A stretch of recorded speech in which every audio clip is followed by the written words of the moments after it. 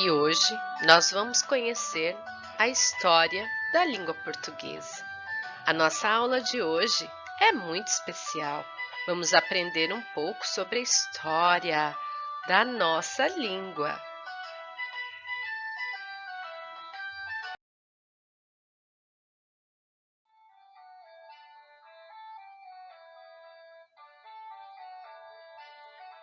Meu amigo Camões irá me ajudar nessa aula.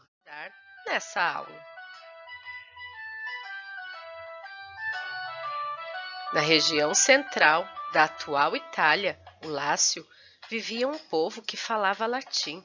Nessa região, posteriormente, foi fundada a cidade de Roma.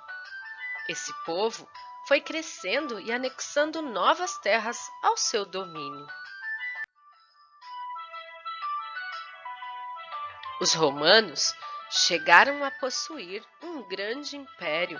Sabem qual é? O Império Romano.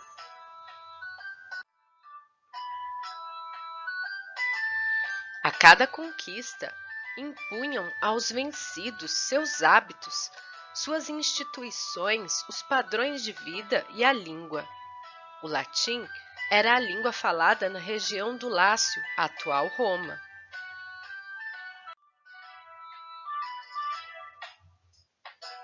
Existiam duas modalidades do latim, o latim vulgar e o latim clássico. O latim vulgar era somente falado, era a língua do cotidiano, usada pelo povo analfabeto da região central da atual Itália e das províncias.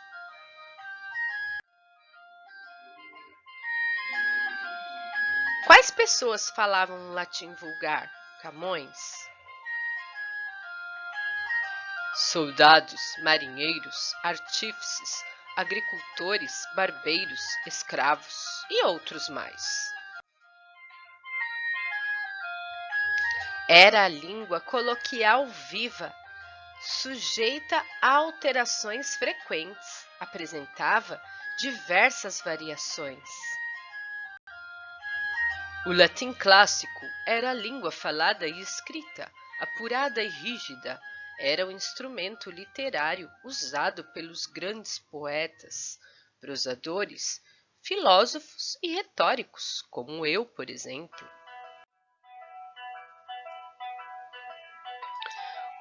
Como os povos vencidos eram diversos e falavam línguas diferenciadas, o latim vulgar sofreu alterações distintas, o que resultou no surgimento de diferentes romanços e posteriormente nas diferentes línguas neolatinas. Pessoal, Camões terá que partir, pois tem que concluir um clássico da literatura, não é mesmo, Camões? Sí, minha amiga, el professor Andrea. Gracias por el honor de participar en esta clase.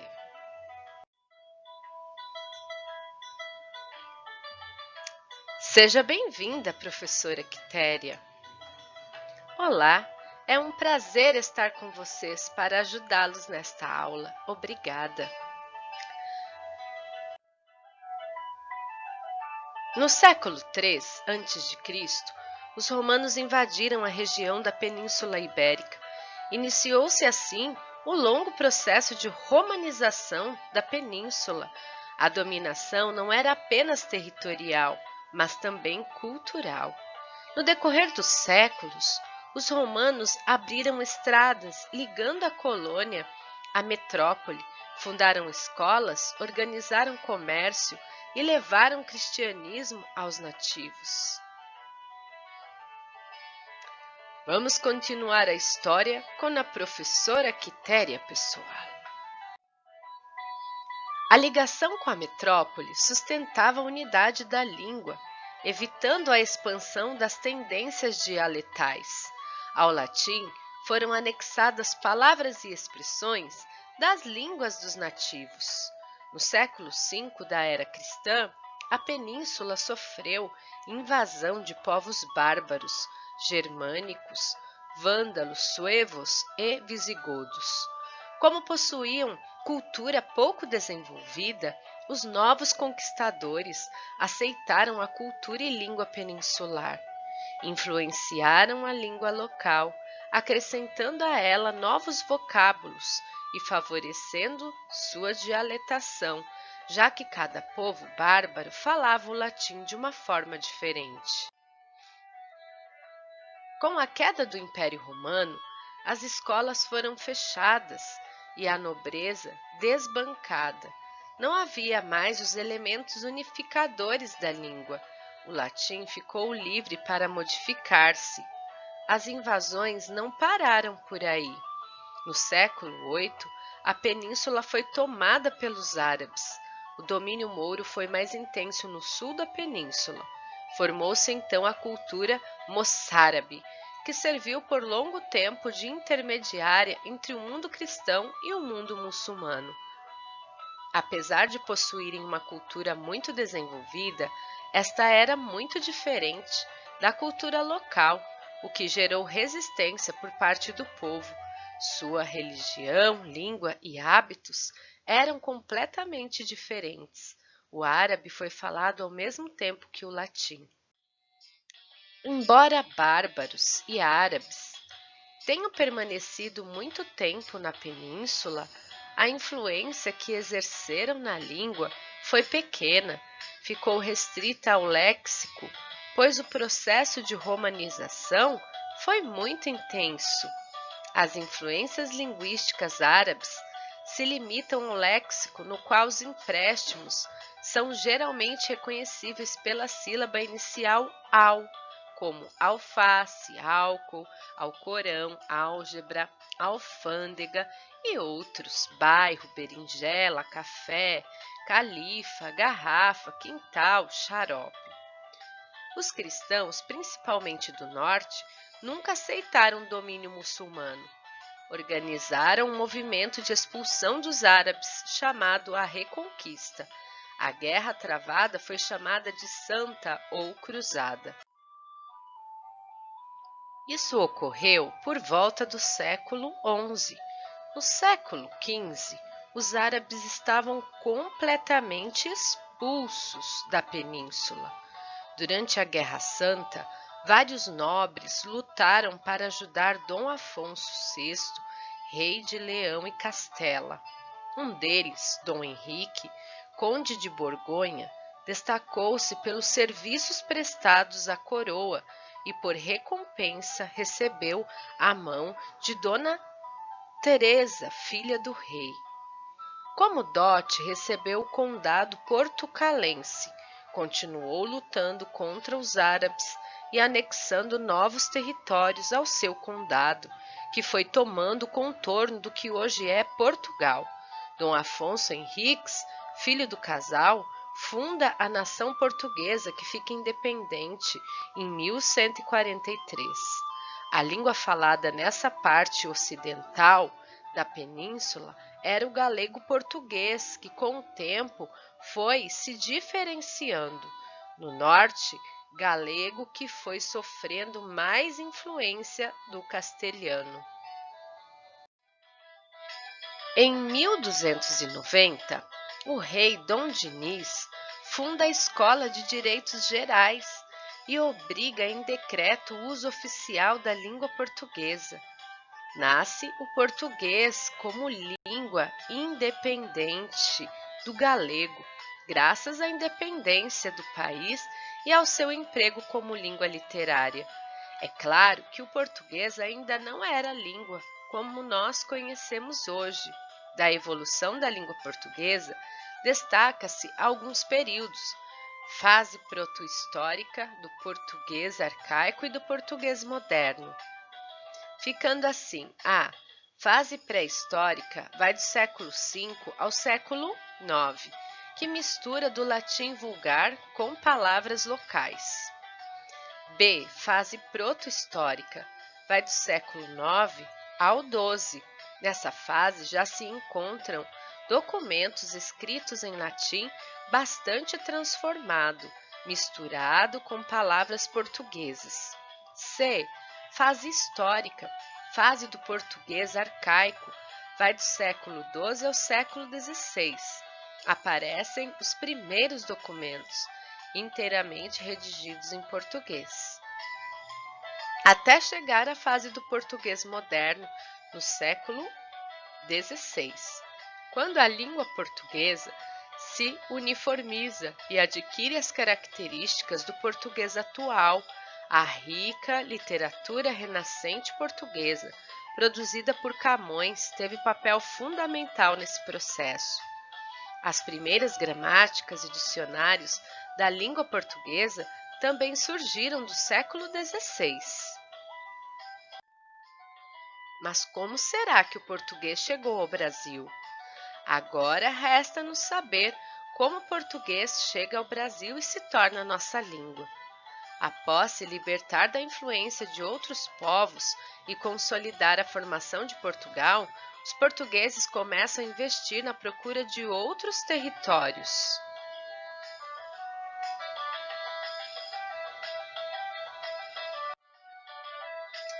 Este período ficou conhecido como a Era das Grandes Navegações e Descobrimentos Marítimos. O que estimulou as navegações nesta época era a necessidade dos europeus de conquistarem novas terras. Eles queriam isso para poder obter matérias-primas, metais preciosos e produtos não encontrados na Europa, como as especiarias do Oriente. Até mesmo a Igreja Católica estava interessada neste empreendimento, pois significaria novos fiéis. Portugal foi o pioneiro nas navegações, devido a uma série de condições encontradas neste país ibérico. A grande experiência em navegações, principalmente da pesca de bacalhau, ajudou muito Portugal.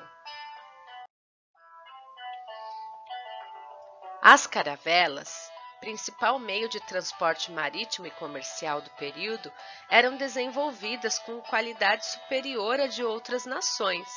Portugal contou com uma quantidade significativa de investimentos de capital vindos da burguesia e também da nobreza, interessadas nos lucros que este negócio poderia gerar. Neste país também houve a preocupação com os estudos náuticos, pois os portugueses chegaram a criar até mesmo um centro de estudos, a Escola de Sagres.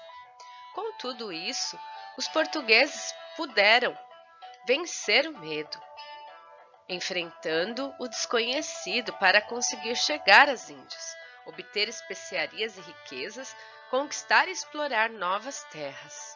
Os portugueses, a partir das grandes navegações, espalharam a língua portuguesa pelas regiões mais distantes. E em 1500, a partir do que chamamos de descobrimento do Brasil, os lusitanos trouxeram a língua portuguesa para cá.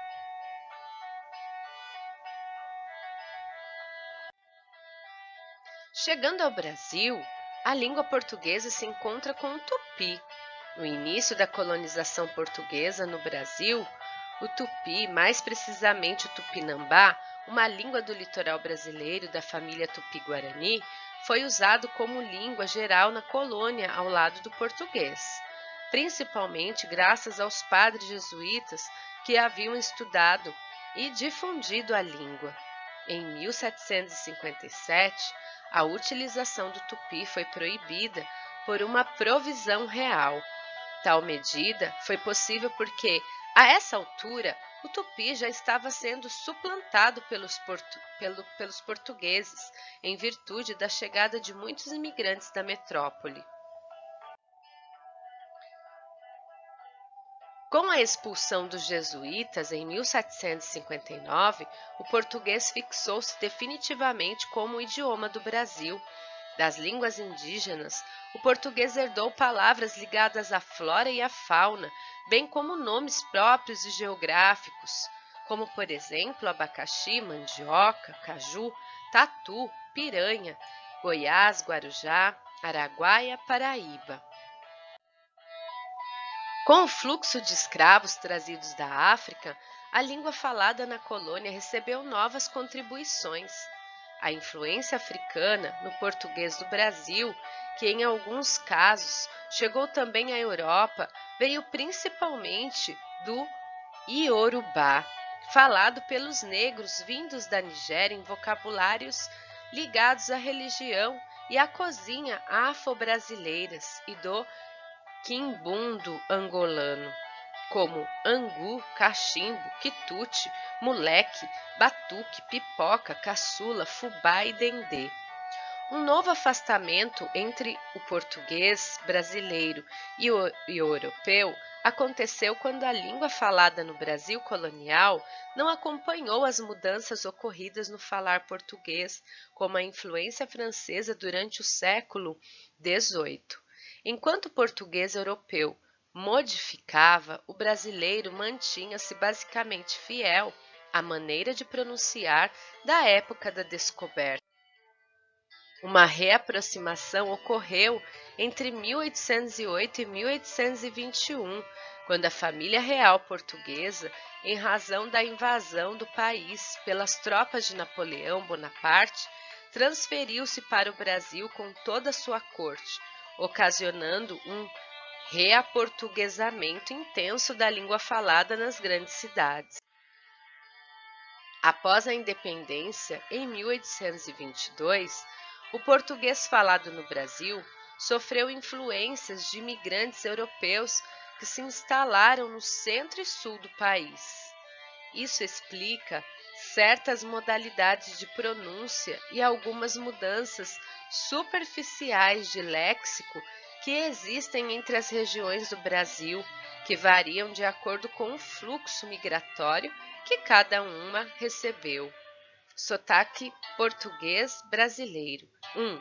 Caipira, 2. Cearense, 3. Baiano, 4. Carioca fluminense, 5. Gaúcho, 6. Mineiro, 7. Nordestino, 8. Nortista, 9. Paulistano, 10. Sertanejo, 11. Sulista. No século XX, a distância entre as variantes portuguesa e brasileira do português aumentou em razão dos avanços tecnológicos do período. Não há um padrão, mas certas palavras passaram a ter formas diferentes nos dois países. Além disso, o individualismo e nacionalismo que caracterizam o movimento romântico do início do século intensificaram o projeto de criação de uma literatura nacional expressa na variedade brasileira da língua portuguesa. Argumento retomado pelos modernistas que defendiam em 1922 a necessidade de romper com os modelos tradicionais portugueses e privilegiar as peculiaridades do falar brasileiro. A abertura conquistada pelos modernistas consagrou literariamente a norma brasileira. Hoje, a nossa variedade possui muitas diferenças do português de Portugal, mas além das variedades do português brasileiro, existem diferenças também entre o português falado nos outros países, que possuem a língua portuguesa como idioma oficial.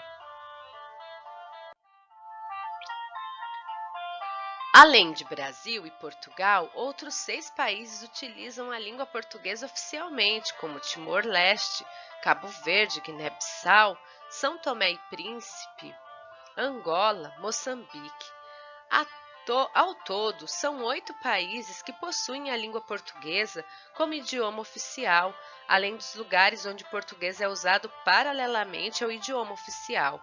Como já foi dito, Portugal alcançou esses territórios durante o período das grandes navegações, espalhando a língua portuguesa por onde passava. Assim como o Brasil, cada um possui sua história e processo de colonização. Existem algumas medidas que são tomadas para minimizar a distância entre os países e os falantes de língua portuguesa. É o caso do acordo ortográfico, por exemplo. Muito tem se falado em reforma ortográfica nos últimos anos, mas essa ideia não é nova. Desde o início do século XX, estuda-se essa unificação da língua, portanto, as reformas fazem parte da história da língua. Foram feitas tentativas em 1911, 1931, 1943, 1945, 1971, 1975, 1986 e 1990. Essas tentativas não deram certo, pois em nenhuma delas contemplavam-se todos os países lusófonos, ou seja, que falam português. A atual reforma, que é estudada desde 1990, contempla todos os países onde o português é a língua oficial: América, Europa, Ásia e África. Então, devemos entender que a língua portuguesa é falada no Brasil, em Portugal, Angola, Cabo Verde, Guiné-Bissau, Moçambique, São Tomé e Príncipe e no Timor-Leste, que apesar desses países utilizarem o português como língua oficial, cada um possui a sua variedade linguística. A reforma ortográfica não muda o falar ou o sentido das palavras, muda apenas a maneira de escrever de alguma delas, para que, de certa maneira, possa unir todas as nações lusófonas. Isso não é uma tarefa fácil, mas nos permite, no nosso século, participar e interferir na história da nossa língua portuguesa. Agora que vocês já conhecem a história da sua língua e já sabem o quanto ela é importante para nós, já está apto a observá-la com carinho e atenção e continuar escrevendo a história da língua portuguesa. Espero que tenham gostado dessa história. Até a próxima!